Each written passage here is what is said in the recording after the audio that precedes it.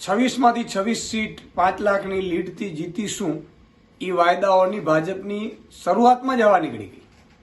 તમે જુઓ કે હજી ઉમેદવારો કેટલી જગ્યા ઉપર તો ભાજપ ડિક્લેર નથી કરી શક્યું.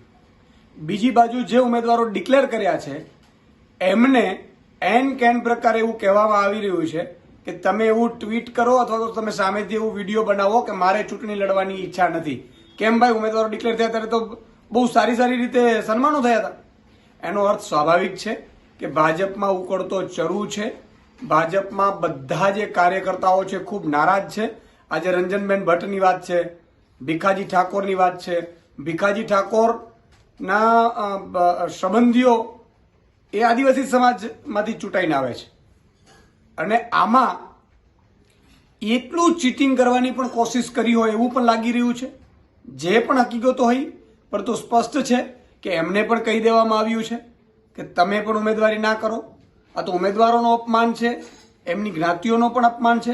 પણ એનાથી મોટી વાત એ છે કે હજુ પણ કેટલાક ઉમેદવારો, માની લો કે આણંદની વાત છે, બનાસકાંઠાની વાત છે કે જેમાં ઉમેદવારો ચેન્જ થાય એવી શક્યતા. ઇવન મનસુખ વસાવા પહેલા પણ રાજીનામું આપી ચૂક્યા છે, સાંસદ તરીકે પણ રાજીનામું આપી ચૂક્યા છે નારાજ થઈને ભાજપથી.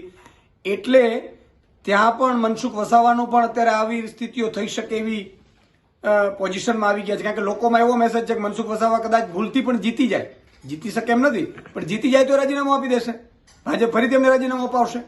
આવી પણ વાતો ચર્ચાય છે. એટલે 5-5 લાખની લીડ અને 26માંથી 26 બેઠક જીતવાની હવા અત્યારથી નીકળી ગઈ છે. રુઝાન આવી ગયા છે અને સ્પષ્ટ છે કે ગુજરાતની પબ્લિક ખૂબ નારાજ છે.